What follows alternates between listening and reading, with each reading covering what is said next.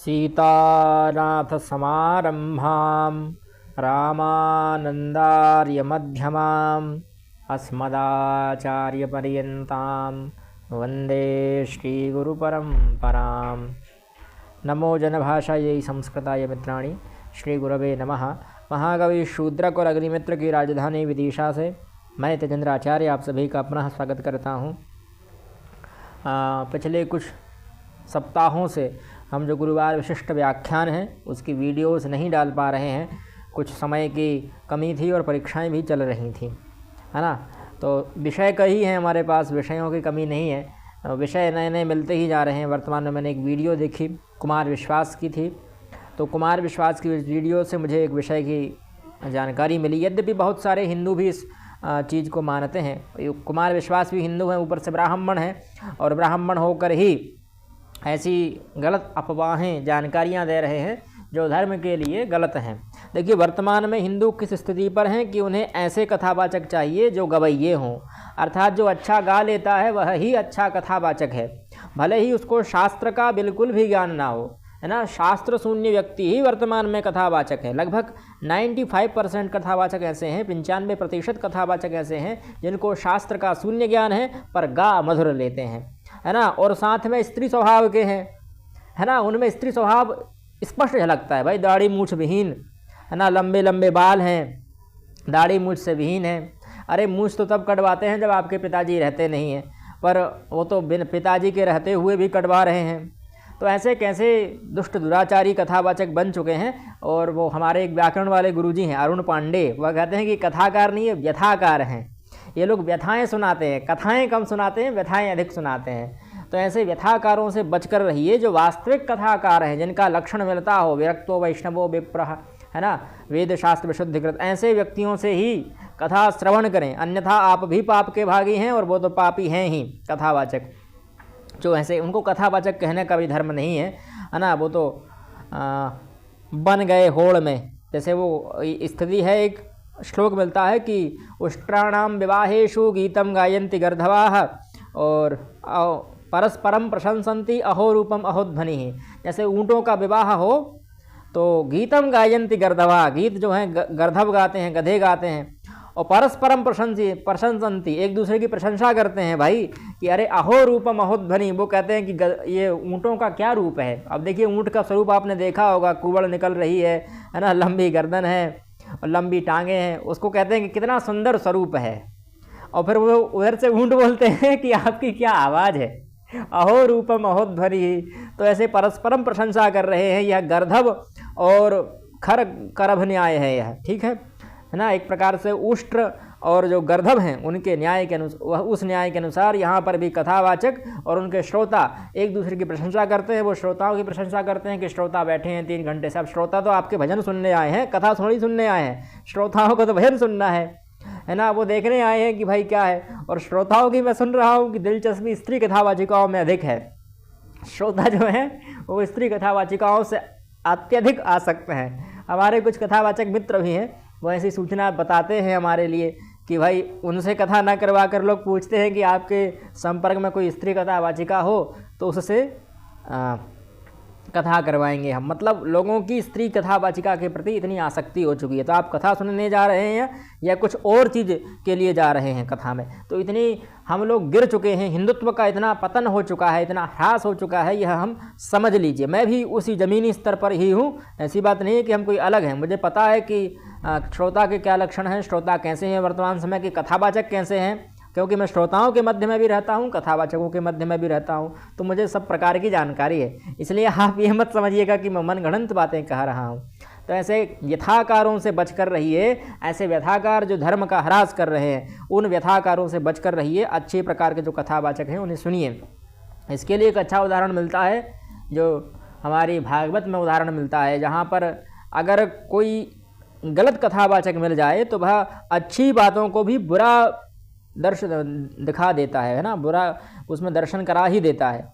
जैसे सूर्पणखा रावण को सुनाती है, यद्यपि कथा किसकी सुना रही है, राम लक्ष्मण सीता की, पर बताती क्या है कि सीता का ऐसा स्वरूप है, लक्ष्मण का ऐसा स्वरूप है, राम का ऐसा स्वरूप है। भाई ये थोड़ी हमें सुनना है। और उसको सुनकर रावण के अंदर कामोत्तेजना आ जाती है तो ऐसे कथावाचक जो कामोत्तेजना की वृद्धि करते हैं, है ना, वह कथावाचक होते ही नहीं। वह शूर्पणखा के समान कथावाचिकाएं कुछ काम की नहीं है, वो शूर्पणखा ही हैं। और ऐसे कथावाचक रावण के समान हैं, है ना। रावण ने भी कई बार वर्णन किया सीता जी के बारे में, राम जी के बारे में, लक्ष्मण जी के बारे में, पर वास्तविक कथा पर उसने न कभी चिंतन किया न कभी वर्णन किया। इसलिए ऐसे कथावाचक रावण के समान और ऐसी कथावाचिका शूर्पणखा के समान हैं जो धर्म का ह्रास कर रही हैं। फिर हमारा शतपथ ब्राह्मण है। शतपथ ब्राह्मण की व्याख्या में श्लोक मिलता है कि स्त्री मुखात धर्म मीमांसा यह शृणोति दुरात्मनः, है ना। जो ऐसा व्यक्ति है वह गुरु हत्या, गुरु तल्प पर मतलब गुरुशैया गमन और ब्रह्म हत्या का पाप भोगता है, जो स्त्री कथावाचिका के मुख से कथा सुनता है। इसलिए स्त्री कथावाचिकाओं को कथा करने का अधिकार ही नहीं है, पुरुष ही कथा कर सकता है ना। लक्षण क्या दिया, विरक्तो वैष्णवो विप्रो, है ना, विरक्ता वैष्णवी विप्रा, ऐसा कुछ नहीं कहा है ना। स्त्रीलिंग वाले शब्द वहाँ है ही नहीं, वहाँ पुल्लिंग वाले शब्द हैं। ठीक, तो इसलिए स्पष्ट है कि कोई पुरुष हो जो विरक्त हो, वैष्णव हो, विप्र हो, वेदशास्त्र का विशुद्धिकृत हो, जिसने सभी धर्म, है ना, शास्त्र वेदांग इत्यादि का अध्ययन कर लिया हो, जो कथा सभी प्रकार के संशयों का खंडन करने वाला हो। अब तो मैं देख रहा हूँ ऐसे ऐसे कथाचार्य आ गए हैं जो खंडन ही नहीं कर पा रहे हैं, धर्म का मंडन ही नहीं कर पा रहे हैं। भाई ब्राह्मणों में भी एक चीज़ आ गई है कि ब्राह्मण सिर्फ कर्मकांड करवाने में लगे हैं। कल को कोई आकर कह देगा कि न तस्य प्रतिमा अस्ति, फिर आप कैसे खंडन कर पाएंगे उसका। सिर्फ कर्मकांड में ही ब्राह्मणों की आजीविका चल रही है। ब्राह्मणों को अपने धर्म को जानने से कोई मतलब नहीं है। बस उन्होंने कर्मकांड सीख लिया, 15-20 मंत्र सीखे मंत्र संहिता के, और कर्मकांड करवाना सीख गए, पुरुष सूक्त सीख गए, बस कर्मकांड चल रहा है उनका। उनको धर्म से कोई मतलब ही नहीं है। कल को कोई आकर कह देगा कि न तस्य प्रतिमा अस्ति, फिर आप क्या कहेंगे कि हाँ भाई वो तो निराकार ईश्वर है, अब हम उसकी पूजा कैसे करवाएं। फिर तो आपका धंधा ही बैठ जाएगा। आप लोग कमाते ही मूर्ति पूजा से हैं, फिर आप क्या करेंगे। इसलिए अपने सिद्धांत की रक्षा करिए, है ना। मंत्रों की रक्षा तो हो साथ में करनी ही है, पर सिद्धांत की रक्षा भी करिए कि न तस्य प्रतिमा अस्ति। उसका अर्थ यह नहीं, यह है वेदों में साकार ब्रह्म और निराकार ब्रह्म दोनों की आज्ञा है, दोनों प्रकार के ब्रह्म की चर्चा है। तो इसका अर्थ यह नहीं है। पर क्या करें, ब्राह्मणों को केवल ब्राह्मणों मधुर प्रिय, केवल खाने के लिए ही ब्राह्मण आजकल जाने जा रहे हैं ना। क्या कहते हैं उसको, श्राद्ध भोज, मृत्यु भोज जिसको हम कहते हैं। श्राद्ध के भोजन खा खा कर इनकी बुद्धि भ्रष्ट हो चुकी है। इसलिए ब्राह्मणों को भी अपना धर्म और सिद्धांत की रक्षा करनी चाहिए। संध्योपासना, अग्निहोत्र आदि जो कर्म हैं, अतिथि पूजन इत्यादि जो कर्म हैं, उनके नित्य नैमित्तिक कर्म, बलि वैष्णव यज्ञ इत्यादि जो भी हैं, वह सब प्रतिदिन करना चाहिए। यद्यपि अगर आप किसी कारणवशात नहीं कर पा रहे हैं तो जो संक्षिप्त लघु रूप है उसका वह करिए, है ना। मान लीजिए संध्या त्रिकाल नहीं कर पा रहे, चतुर्काल वाले नहीं कर पा रहे हैं, तो मान लीजिए 1 काल की करिए, 2 काल की करिए, 3 काल की कर रहे हैं तो बड़ी उत्तम बात है ना।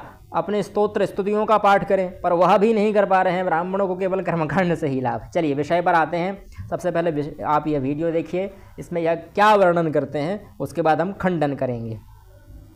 जिन्होंने महाभारत पढ़ी है उन्हें पता है कि जब कर्ण सेनापति बना उस दिन उसने चारों पांडवों को 5 बार पकड़ के छोड़ दिया।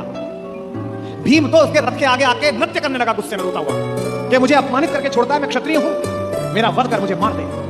और गालियां बकने लगा, तू सूत का पुत्र है, तुझे क्या पता कैसे लड़ा जाता है। भीम के रथ को तोड़ दिया अपने तीरों से कर्ण ने। उसी कर्ण को इन्होंने जो पीछे खड़े मुस्कुरा रहे हैं बिना शस्त्र के मरवा दिया। उसके हाथ में कोई धनुष नहीं, मरवा दिया। अर्जुन से कहा मार, अभी मार। पहली बात तो इनको कथा करने का ही अधिकार नहीं है। ऐसी व्यासपीठ पर बैठकर कथा करने का इनको बिल्कुल भी अधिकार नहीं है। ना तो इनको शास्त्र का ज्ञान है, ना यह परंपरा से दीक्षित है। मुझे तो लगता है इनका उपनयन संस्कार भी ढंग से नहीं हुआ होगा। तो जिसका उपनयन संस्कार नहीं हुआ होगा वह व्यासपीठ पर क्या बैठा होगा। जिन्होंने अपने खुद का, अगर मैं इनसे पूछ लूँ कि इनकी वेद शाखा, सूत्र, प्रवर, गोत्र इत्यादि क्या है, तो यह बता नहीं पाएंगे। तो ऐसे व्यक्ति से हम कथा सुनेंगे? ऐसे मूर्खों से कथा सुनने के कारण ही आज धर्म का ह्रास हो रहा है। क्या कह रहे हैं कि जिसने महाभारत पढ़ा होगा। अरे प्रभु, आपने खुद ने महाभारत नहीं पढ़ा। मैं खोल कर रखा हूँ महाभारत की पूरी PDF, आप देख सकते हैं। मैं PDF से पढ़ाना चाह रहा था, पर बात यह थी कि PDF से पढ़ा था तो आपको PDF भेजनी पड़ती। तो मैंने कहा जो आपको संक्षिप्त सारभूत सिद्धांत है वह सारभूत सिद्धांत ही आपके समक्ष प्रस्तुत करूँ, वरना मैं तो महाभारत ही उठाना चाह रहा था और पुस्तक ले आता। पर क्या दिक्कत यह है कि ना हम कुछ पढ़ना चाह रहे हैं, ना कुछ सुनना चाह रहे हैं। सुनेंगे उनको जो धर्म के लिए एक प्रकार से विषधर के समान है ना, जो धर्म का ह्रास कर रहे हैं, जहर उगल रहे हैं। उन लोगों को हम सुन रहे हैं, जो अच्छे लोग हैं उनको हम सुनते ही नहीं हैं, जो धर्म का वास्तविक सिद्धांत बता रहे हैं, धर्म के लिए जो वास्तविक तत्व हैं धर्म के, उनका बखान कर रहे हैं, हम उनको नहीं सुनते हैं। जो परंपरा प्राप्त आचार्य हैं, उपनयन संस्कार जिनका हो चुका है, जिनको वेद शास्त्र इत्यादि का ज्ञान है, हम उनको सुनना ही नहीं चाह रहे हैं। हम सुनना किसको चाह रहे हैं? जो अच्छे गवैये हैं, जो मधुर गा लेते हैं, है ना। गवैयों को सुन सुनकर हम भी गवैये हो चुके हैं भाई। 8 प्रकार के अधम पाठक बताए गए हैं पाणिनीय शिक्षा में। जब किसी ने पढ़ा हो तब उसको ज्ञान होगा कि अधम पाठ क्या होता है और उत्तम पाठ क्या होता है, किस प्रकार का पाठ नहीं करना चाहिए, कैसा पाठ करना चाहिए। अब श्लोक बोलने वाले ही कुछ लोग तो मैं देखता हूँ स्तुति गा रहे हैं तो ऐसे गा रहे हैं वीर रस में। भाई शंकर जी को प्रसन्न कर रहे हो या शंकर जी को भयभीत कर रहे हो? मैंने देखा है कुछ ब्राह्मणों को। तो इस दृष्टि से मंत्र की एक बोलने की कला होती है, ठीक है।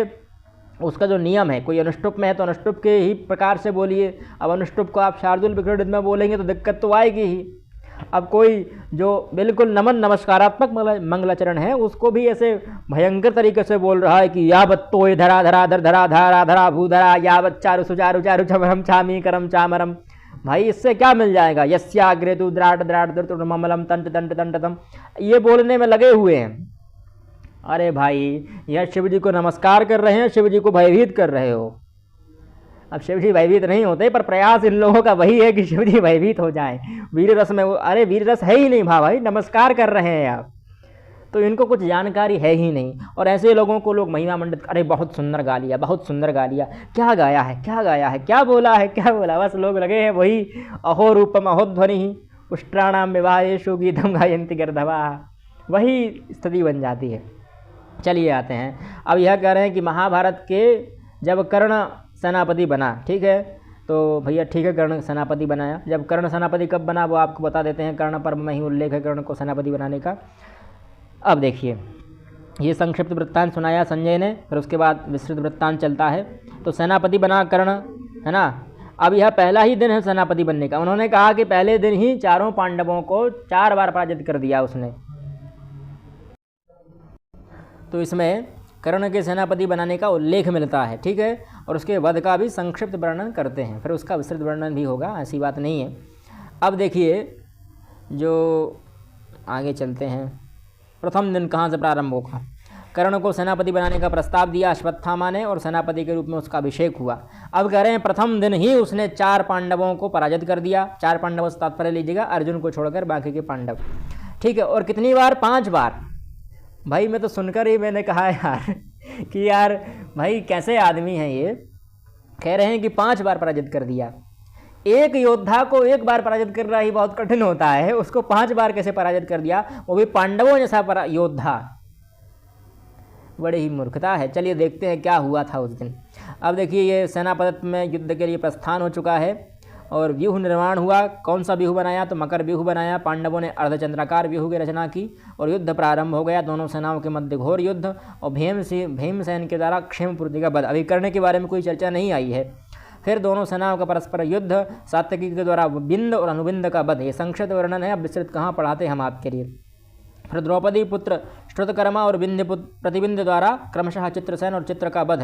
कौरव सेना का पलायन हो गया। अश्वत्थामा का भीमसेन पर आक्रमण। अश्वत्थामा और भीमसेन का अद्भुत युद्ध और दोनों मूर्छित हो जाते हैं लड़ते लड़ते। फिर अर्जुन का समसप्तकों के साथ युद्ध और अश्वत्थामा के साथ युद्ध। अर्जुन के द्वारा अश्वत्थामा की पराजय, यानी अश्वत्थामा पराजित हो गया। फिर अर्जुन के द्वारा हाथियों सहित दंडधार और दंड वाले जो कौन थे, हाँ, दंड आदि का वध और उनकी सेना का पलायन। फिर कर्ण के द्वारा, अर्जुन के द्वारा समसप्तक सेना का संहार। कृष्ण जी के द्वारा, कृष्ण का अर्जुन को युद्ध स्थल का दृश्य दिखाते हुए पराक्रम की प्रशंसा करना और पांड्य नरेश कौरव सेना के साथ युद्धारंभ। कर्ण की यहाँ कोई बात चल ही नहीं रही है, ठीक है। प्रथम दिन में देख लीजिए आप, कौरव पांडव दलों का भयंकर घमासान युद्ध। जब कर्ण सेनापति बना उसका प्रथम दिन है, युद्ध का प्रथम दिन नहीं है।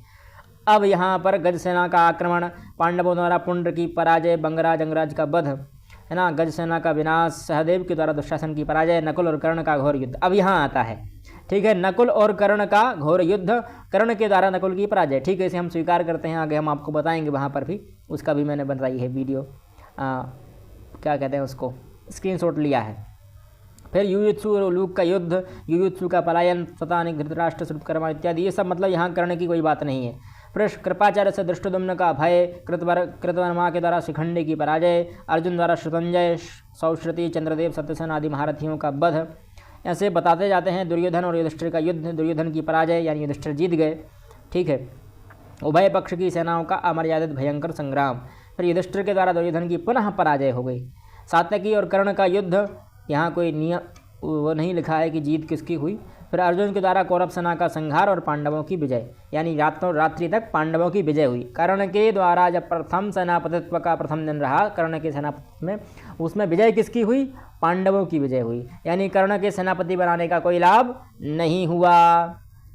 ठीक है, समझ गए? अब कर्ण भक्तों, अब देख लीजिए भाई, ये मैं नहीं बोल रहा हूँ, ये महाभारत बोल रहा है। आपके समक्ष स्पष्ट है कि प्रथम दिन में कर्ण को एक ही योद्धा को हरा पाया, और वो कह रहे हैं कि 4 योद्धाओं को हराया, वो भी 5 बार। अरे भैया, उल्लेख ही नहीं है कहीं। ऊपर से फिर कहा कि रात्रि में कौरवों की मंत्रणा। अब वो भयभीत हो जाता है कर्ण कि भाई अर्जुन को देखा कि कितना भयंकर तरीके से बाण चलाता है, तो फिर वह दुर्योधन से कहता है कि मेरा जो सारथी हो वो शल्य की तरह हो। तो फिर शल्य को अपने सारथी बनाने के लिए प्रस्ताव देता है। वह सब आगे की कथा है, तो वो हमने नहीं ली है। अब आते हैं यह सहदेव और नकुल और कर्ण के युद्ध के बारे। तो वहाँ पर एक अच्छी चीज़ मैं आपको बताऊंगा, जिसके बाद से आपका एक और भ्रम नष्ट हो जाएगा। ठीक है, वहाँ पर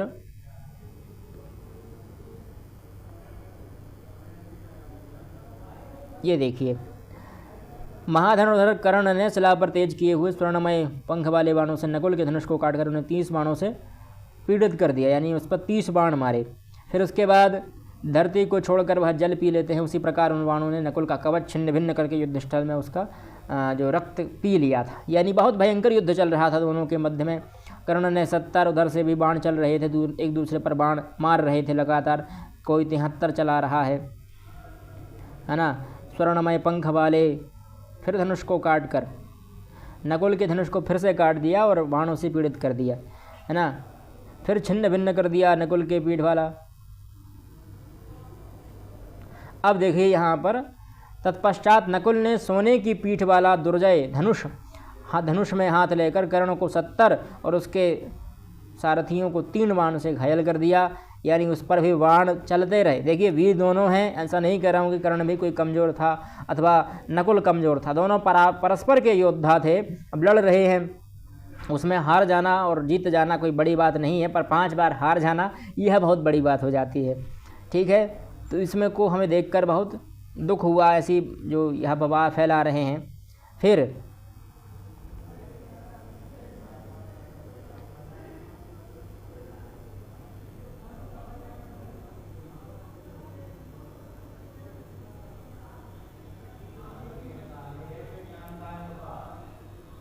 यहाँ देखिए क्या कह रहे हैं कि क्षुरप्र, एक प्रकार का बाण होता है क्षुरप्र, उसके द्वारा कर्ण का धनुष काट दिया। अब आप लोग बहुत बार सुन चुके होंगे, कर्ण के धनुष का नाम विजय धनुष था। भाई, उसको कोई काट नहीं सकता था, बहुत ही शक्तिशाली धनुष था, है ना, और उसमें दिव्यास्त्र इत्यादि का संधान हो सकता था। ठीक है भाई, ठीक है, मान लिया। पर यहाँ हमारी महाभारत क्या कह रही है कि कर्ण के पास ऐसा कोई धनुष था ही नहीं, क्योंकि कर्ण का धनुष तो कट गया था। अगर वह विजय धनुष होता तो कट कैसे गया था, है ना। तो इस प्रकार से यहाँ पर कर्ण के विजय धनुष का होने का भी खंडन की जानकारी हमें मिलती है। फिर यह सब उनके युद्ध का वर्णन है। अब कहते हैं अगली वीडियो में वह बताएंगे। उसी में उन्होंने कहा कि भीमसेन जो कह रहे थे कि भाई मुझे मार दो, मुझसे युद्ध करो, भीमसेन कौन थे? अब भीमसेन का परिचय करवा देते हैं। द्रोण पर्व में भीम और कर्ण की युद्ध की जानकारी मिलती है। तो वहाँ पर भीमसेन और कर्ण के द्वारा कर्ण की पराजय होती है, 1-2 नहीं 4 बार पराजय होती है, वहाँ ज़रूर जानकारी मिलेगी। ये देखिए, यहाँ पर पहली पराजय हो गई, फिर कर्ण की दूसरी पराजय, ठीक है। फिर यहाँ पर भी सारथी सहित रथ का विनाश, तीसरी पराजय। फिर कर्ण का युद्ध और कर्ण का पलायन, ये चौथी पराजय। यानी 4 बार कर्ण हारा था। वहाँ हारा था द्रोण पर्व। यह 13वें दिन का युद्ध है, जब अभिमन्यु को मारने के लिए जब जयद्रथ को मारने के लिए अर्जुन गया था, तो अर्जुन को ढूंढने के लिए भीम गए थे, तब उन्होंने कर्ण को 4 बार हराया था। ठीक है, देख लीजिए आप लोग, उल्टा दिखा रहा है यहाँ पर। ठीक, और उस युद्ध में भी भयंकर तरीके से मारा था, कर्ण भाग गया था। देखिए, कर्ण का पलायन लिखा है, इसमें स्पष्ट रूप से लिखा है कि कर्ण पलायन करके भाग गया था। यहाँ देखिए ये सब वहाँ पर भीमसेन के हाथ की पूर्ति दिखाते हुए झुकी हुई गांठ वाले अनेक बाणों द्वारा अपने पास आने के पहले ही कर्ण के सारे बाणों के टुकड़े टुकड़े कर दिए। तो ऐसे कर्ण और उन दोनों का बहुत भयंकर युद्ध चला। उसमें भीम ही जीतते गए, क्योंकि भीम उस समय क्रोध में थे, अत्यंत अर्जुन अंदर सेना में फंसे हुए थे। तो उनको बचाने के लिए भीम गए थे, तो कर्ण रास्ते में मिल गया और फिर उसके बाद उसके धनुष की प्रत्यंचा काट दी। यहाँ धनुष को टूटने के भी बताया गया है कि भीमसेन ने एक भल्ल के द्वारा उसकी सारथी को रथ के नीचे गिरा दिया और उसके चारों घोड़े के भी प्राण ले लिए, है ना। फिर वह रथ से कूदकर वृषसेन के रथ पर चढ़ गया। इस प्रकार भीमसेन ने कर्ण के शरीर को छेद कर शीघ्र ही धरती में समा गए, यानी कर्ण को बहुत बुरी तरीके से मारा। फिर भीमसेन के साथ पुनः घोर युद्ध हुआ। अब यहाँ देखते जाइए आप कर्ण का आक्रमण, कर्ण, है ना, ये अधिरथ पुत्र इत्यादि कई जानकारियाँ हैं इसमें। जो मेन चीज़ है वो हम देख रहे हैं, कुछ मिल जाए अच्छा सा।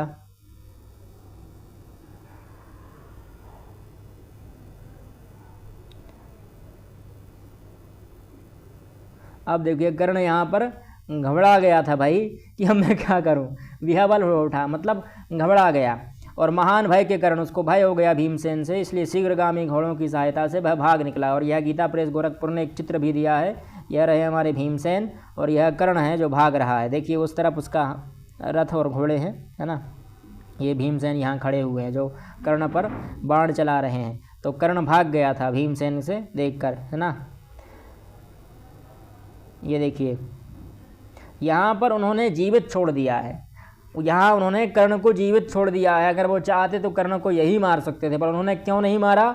क्योंकि कर्ण जो था उसका वध करने का श्रेय अर्जुन को जाना चाहते थे, है ना। वो चाहते थे कि अर्जुन के द्वारा कर्ण का वध हो, क्योंकि अर्जुन ने सौगंध ले रखी थी कि मैं कर्ण का वध करूँगा। इसलिए भीमसेन ने कर्ण का वध नहीं किया। भीमसेन ने कर्ण को जीवन दान दिया, एक नहीं 4 बार। अब बाद में भले ही वह जीवन दान दे, तो उसका जीवन दान का चुकता केवल अकेले भीम ने कर दिया। वो 4 योद्धाओं को जीवित छोड़ रहा है, 4 पांडवों को, पर उसका अकेला चुकता तो भीम नहीं कर दिया। अब आते हैं युधिष्ठिर युद्ध पर। युधिष्ठिर ने भी कर्ण को जीवित छोड़ दिया था। ये देखिए युधिष्ठिर के युद्ध की जानकारी है, कर्ण पर्व के अंतर्गत ही मिलेगी आपके लिए, है ना। ये तो भीमसेन की ही लड़ाई की बारी में बात है यहाँ पर, है ना। कर्ण का पलायन विषक, ये मतलब कर्ण पराजित होने पर भीमसेन जो थे दुर्योधन की विशाल सेना को पुनः खदेड़ने लगे, क्योंकि भीमसेन भाग गया था। मद्राज शल्य जो थे संग्राम में शोभा पाने वाले शूद्रपुत्र कर्ण को अचेत हुआ देखकर युद्धस्थल से दूर हटा ले गए, है ना। ये कर्ण पर्व का कर्णापयाने 55तमो अध्याय, 50वां अध्याय है यह कर्ण पर्व का, कर्ण पलायन नाम का। इसमें कर्ण भाग गया था भीमसेन की बाणों की वृष्टि से। युधिष्ठिर वाला कहाँ है? ये देखिए 10 बाणों द्वारा कर्ण को भेद डाला। ये युधिष्ठिर का विषयक अध्याय है। इसमें युधिष्ठिर और कर्ण के लड़ाई के बारे में जानकारी है। तो यहाँ पर उन्होंने बहुत प्रकार का युद्ध चला। ये देखिए धनुष को पूर्ण रूप से खींचकर यमदंड के समान बाण उसके ऊपर छोड़ दिया। वेग बाण जो युधिष्ठिर का छोड़ा हुआ वज्र और बिजली के समान शब्द करने वाला वह बाण महारथी कर्ण की बाईं पसली में लगा, ठीक है। और फिर उसके द्वारा वह मूर्छित हो गया और शरीर उसका शिथिल हो गया। वह शल्य के सामने ही अचेत होकर ऐसे गिर पड़ा मानो उसके प्राण निकल गए हों। पर युधिष्ठिर ने अर्जुन के हित की इच्छा से कर्ण पर पुनः प्रहार नहीं किया। यानी युधिष्ठिर चाहते तो कर्ण को तभी भी मार सकते थे। जैसे इन लोगों ने अचेत अवस्था में अभिमन्यु को मारा था, वैसे ही अचेत अवस्था में युधिष्ठिर भी चाहते तो कर्ण को मार सकते थे, पर उन्होंने कर्ण को नहीं मारा, क्योंकि अर्जुन के हित के लिए, अर्जुन के हित की इच्छा से, ताकि अर्जुन को दिक्कत ना हो। क्योंकि अर्जुन कर्णवध का जो संकल्प है, प्रतिज्ञा है, वह अर्जुन ने ली थी। इसलिए युधिष्ठिर ने उसे जीवित छोड़ दिया और फिर बाद में वह पुनः खड़ा हो जाता है। फिर दोनों के मध्य युद्ध होता है और फिर बाद में युधिष्ठिर पराजित हो जाते हैं, युधिष्ठिर शिविर में चले जाते हैं। वो सब अलग विषय है, वह भी इसी अध्याय में मिल जाएगा। अब जो सबसे बड़ी बात आप लोगों के सामने झूठ कहा जाता है, सबसे बड़ा झूठ जो इतिहास का मैं कहूँगा वह यह है कि कर्ण को छल से मारा गया। पर महाभारत स्पष्ट उल्लेख कराता है कि कर्ण को छल से नहीं मारा गया। महाभारत कहता है कर्ण और अर्जुन का, ये देखिए भगवान श्री कृष्ण की कर्ण को चेतावनी देना और कर्ण का वध, यानी भगवान श्री कृष्ण पहले कर्ण को चेतावनी देते हैं कि भाई खड़े हो जाओ, पर अब कर्ण खुद खड़ा नहीं होता तो हम क्या करें, अंजलिकास्त्र चलाते हैं, अंजलिकास्त्र से कर्ण की ध्वजा को काट डालते हैं। अब किसी योद्धा की ध्वजा कटेगी तो उसको जानकारी नहीं मिलेगी कि मेरी ध्वजा काट दी है, वो रथ का पहिया ही निकालता रहेगा। ठीक है, तो ये गलती किसकी है? कर्ण की गलती है। कर्ण क्यों रथ का पहिया निकालने लगा था? जब उसे जानकारी थी कि मेरी ध्वजा कट गई है तो मेरी गर्दन भी कटने वाली है, क्यों खड़ा नहीं हो पाया? तो उसकी पूर्ण जानकारी हम देंगे आपके लिए अगली वीडियो में, जहाँ पर हम बनाएंगे कि कर्ण को छल से नहीं बल से और बुद्धि से मारा गया था। ठीक है, वहाँ पर हम आपको सब बताएंगे कि कर्ण को क्यों मारा गया था, कर्ण के पास दूसरा रथ क्यों नहीं आया। कई ऐसे प्रश्न हैं जो आप सभी के समक्ष आते होंगे कि कर्ण छल से मारा या बल से मारा, है ना? कर्ण जब ज़मीन पर था या घोड़े पर था, कर्ण के हाथ में धनुष था या नहीं था, कर्ण के पास विजय धनुष था या नहीं था। उसके अलावा कर्ण के विजय धनुष का उल्लेख मिलता है, ऐसी बात नहीं है, मैं मना कर रहा हूँ, उसका मतलब ये नहीं कि कर्ण का विजय धनुष का उल्लेख नहीं मिलता, मिलता है। कर्ण ने खुद कहा कि मेरे पास विजय धनुष है। इसी में जब वह रात्रि में 17 बजे जब वह सेनापति बनता है तो उसी की रात्रि में वह बताता है कि मेरे पास विजय धनुष है। ठीक, तो इसीलिए ऐसे मानना बिल्कुल गलत है। फिर तो वह हम देखेंगे अगली वीडियो में, और आज की वीडियो में इतना ही रखते हैं। पुनः मिलते हैं। जयतु संस्कृतम जयतु भारतम।